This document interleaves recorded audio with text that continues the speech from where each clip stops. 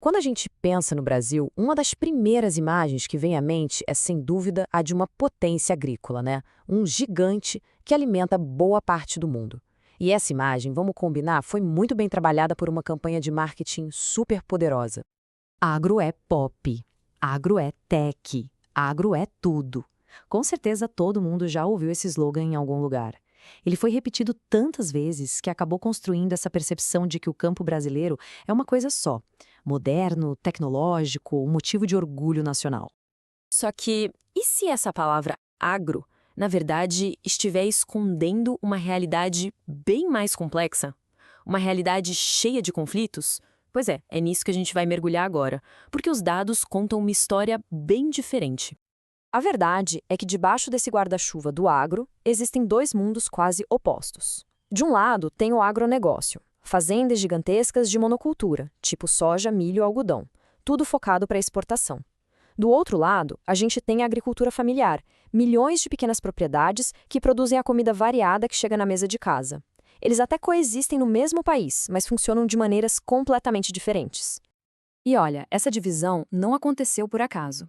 Para entender por que o campo brasileiro é do jeito que é hoje, a gente precisa voltar bastante no tempo. A concentração de terras que a gente vê agora é uma herança direta de decisões que foram tomadas lá atrás, há quase 500 anos. Essa linha do tempo ajuda a gente a entender como essa desigualdade foi sendo construída quase como um projeto. Começa lá em 1534, com as capitanias hereditárias, quando pedaços enormes de terra foram entregues para pouquíssimos nobres. Isso já criou uma elite de proprietários desde o início. Depois, um pulo para 1850, vem a Lei de Terras, que foi um ponto de virada. Ela basicamente disse que, a partir daquele momento, terra só se conseguiria comprando. Isso, na prática, impediu que pessoas recém-libertas da escravidão e imigrantes pobres tivessem acesso à terra. E o resultado é o legado que a gente vê até hoje, uma estrutura de posse da terra extremamente concentrada, que foi se mantendo século após século. Bom, saindo um pouco da história, vamos olhar para os números de agora. As estatísticas oficiais pintam um retrato bem claro dessa divisão que a gente está falando. Olha só a dimensão da concentração de terra.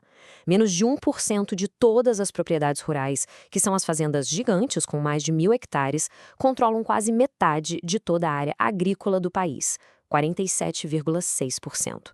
Agora, do outro lado, as pequenas fazendas, que são quase metade do número de estabelecimentos, estão todas espremidas em só 2,3% da terra. A desproporção é gritante. Agora, olha que interessante quando a gente fala de emprego. Quem é que realmente gera trabalho no campo? A agricultura familiar, mesmo com pouquíssima terra, é responsável por 67% de toda a mão de obra rural. O agronegócio, com aquelas áreas imensas e super mecanizado, emprega os outros 33%. Então, para a gente resumir essa história toda, essa tabela é perfeita. A agricultura familiar tem 67% do número de estabelecimentos e gera 67% dos empregos, mas só ocupa 23% da terra. Já o agronegócio, que tem só 23% dos estabelecimentos, ocupa 77% da terra, mas gera só 33% dos empregos. Essa é a grande contradição do campo brasileiro. O modelo que mais usa terra é o que menos emprega, e o que mais emprega gente está confinado num pedacinho do território. E para além dessa questão social e econômica, tem uma outra dimensão que a gente precisa analisar, que é a conta ambiental desse modelo dominante. E olha, essa conta é bem alta. Esse número aqui é realmente impactante. De acordo com os dados do MapBiomas de 2021, a agropecuária foi responsável por 97% de toda a perda de vegetação nativa no Brasil. Quer dizer, a expansão sobre biomas como a Amazônia e o Cerrado é o grande motor do desmatamento no país. A sede do agronegócio também é enorme. Segundo a Agência Nacional de Águas, a irrigação em larga escala para as grandes monoculturas consome 72% de toda a água utilizada no Brasil. Isso bota uma pressão gigantesca nos nossos recursos hídricos. E a lista de impactos não para por aí, não. O Brasil é um dos campeões mundiais no uso de agrotóxicos. A média aqui é quase 4 vezes maior que a dos Estados Unidos. E quando o assunto é clima, a fatura também é pesada. Se a gente somar o desmatamento com as atividades da agropecuária em si, o sistema alimentar é responsável por 74% de todas as emissões de gases de efeito estufa do país. E a pecuária bovina, com o gás metano, é uma das principais vilãs dessa história.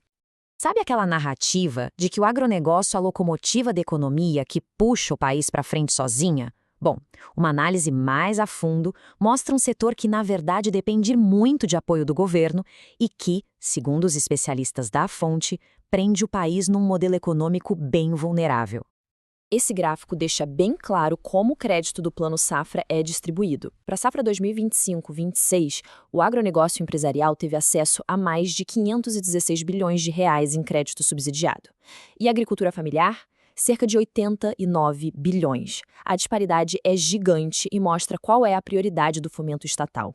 E além do crédito, tem também a questão dos impostos. Segundo o Ministério da Fazenda, o setor do agronegócio deixa de pagar, por ano, cerca de 158 bilhões de reais por causa de benefícios e isenções fiscais. É um volume absurdo de dinheiro público que deixa de entrar nos cofres do governo. Tá, mas e qual o retorno disso para a economia como um todo? Bom, não dá para negar que o agronegócio puxa a balança comercial para cima, mas ele faz isso exportando produtos de baixo valor agregado, como soja em grão, minério de ferro, ou seja, matéria-prima. A fonte que a gente analisou argumenta que essa especialização em commodities, enquanto a indústria que gera inovação e empregos de melhor qualidade vai encolhendo, torna a economia brasileira menos complexa e mais dependente do que acontece lá fora.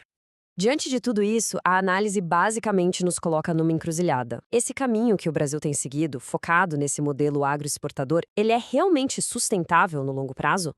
Essa frase, que foi adaptada da fonte, resume bem o dilema, né? Ou se continua nesse modelo de dependência, de concentração de riqueza e com um custo ambiental altíssimo, ou se busca uma alternativa onde a terra, a economia e o meio ambiente sirvam a um propósito social mais amplo para todo mundo. E o relatório não só aponta o problema, ele também sugere um caminho alternativo que se baseia em 3 pilares que se conectam. Uma reforma agrária, para democratizar o acesso à terra e fortalecer quem produz comida de verdade. Uma política forte de reindustrialização, para gerar mais valor e empregos de qualidade. E, por fim, um incentivo pesado à agroecologia, para que a gente possa produzir alimentos de forma saudável e em harmonia com o meio ambiente. E a gente termina com essa pergunta para reflexão. O agro brasileiro, do jeito que ele é hoje, é de fato o motor da modernidade e do progresso?